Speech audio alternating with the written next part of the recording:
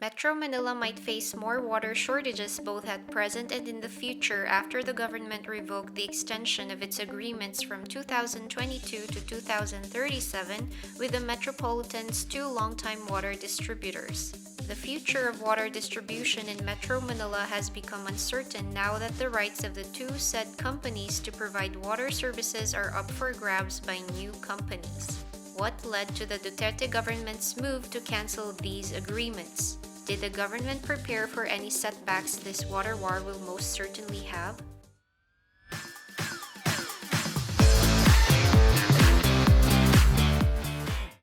This is Speak Up, bringing you all the information about issues from around the world straight from major foreign news sites. The news will be made simpler and more interesting, maintaining the views of the news sites we will be sourcing from.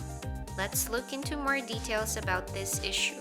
Just a week after President Duterte threatened the two water firms, namely Manila Water and MAYNILAD, close to $1 billion has been wiped from their market value. Worst of all, the loan arrangements that the second firm was expecting have been suspended due to uncertainties over the concession contracts. The suspension of the loans could prevent MAYNILAD from starting new projects to improve water coverage in the west zone of Metro Manila. As mentioned in a Nikkei Asian Review article, this is not the first time that the president has had a problem with the country's billionaires. The two companies handling the water distribution in Metro Manila are owned by two of the richest in the country, the Ayalas and tycoon Manny Pangilinan. These are two of the three big names in Philippine business that the president has mentioned in his threat-laden speech on December 3.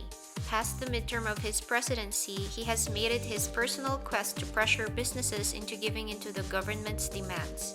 Starting with Ferdinand Marcos's former trade minister and one of the richest Filipinos. After the president publicly condemned him, his corporation's shares plunged by 36.88%, the lowest in its history.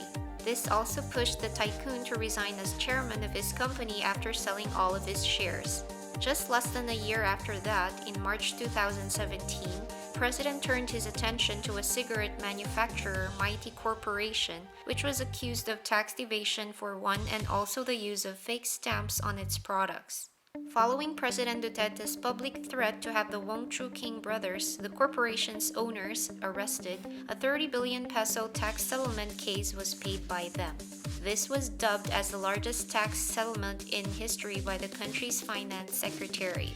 It was said that Mighty Corporation had to sell its assets to Japan Tobacco International to come up with the money for the settlement.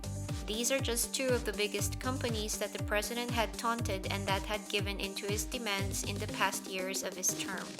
Now, his ire has shifted to the Ayalas and Manny Pangilinan, whose Metro Pacific Investments Corp holds a controlling stake in the MAYNILAD Water Services and who is also the owner of PLDT Incorporated, one of the biggest telcos in the country.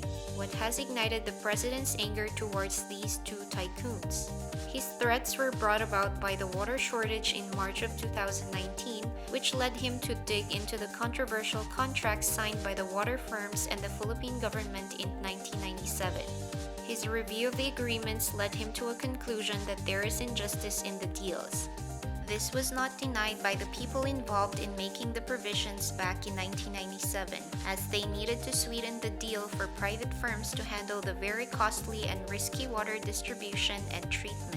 Just recently, the two big corporations had won a case in the Permanent Court arbitration in Singapore, ordering the Philippine government to compensate the water firms for not allowing them to increase water rates as stated in the concession agreement. An arbitral ruling granted the firms a total of 10.8 billion pesos in awards, which then sparked the president's anger further. He claimed that both companies should be charged with economic sabotage. He threatened both companies anew that the concession agreements will be cancelled. He also refused to pay the compensation demanded by the Permanent Court of Arbitration in Singapore. This has led the two firms to decide not to demand the payment from the government and announce that rate hikes won't be implemented in January 2020. However, the government still went on to cancel previously agreed extensions to the concession periods for both companies. During the years since water and wastewater services in Metro Manila and other nearby areas were turned over to the Ayala-led Manila Water and Pangilinan-controlled MAYNILAD, there is no denying that both have improved services in the metropolitan. But there had always been an issue on how the two companies increased their rates, and allegations of being overly extravagant surfaced in the past. Not only that, both water firms had received complaints for failure to meet water supply requirements and inability to develop a new water source. It was said that the same water crisis that these water distributors promised to resolve more than 2 decades ago has remained unsolved.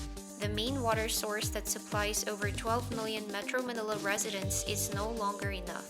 MAYNILAD and Manila Water's net income has been said to have significantly grown over the years, with their revenues average over 20 billion pesos a year, which also indicates that they are heavy spenders as mentioned in a Rappler article. There haven't been any renegotiations between the government and the two water distributors yet. The arbitration rulings made in Singapore show that the two water firms have a strong legal basis when it comes to the issue of water rates. But it doesn't end there, since the rates and other provisions of the concession agreement should be reviewed based on its historical roots. This means that conditions in the 90s are definitely different from that of the present. The concession agreements most certainly need an overhaul. On the other hand, the government's sudden revocation of the contracts with the two companies sends the wrong message to investors as to how safe the Philippines is as an investment destination. It is not right to let investors take control, but the stability and confidence to attract investments entail a fair and reasonable treatment of the country's business sector.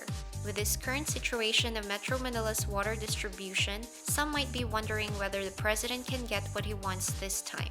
How far will the rich owners heading the two big firms go to find a middle ground with the government? And if in case the president does get what he wants, would his ways of pressuring these tycoons prove to be effective or destructive? This is Speak Up. Thank you for watching.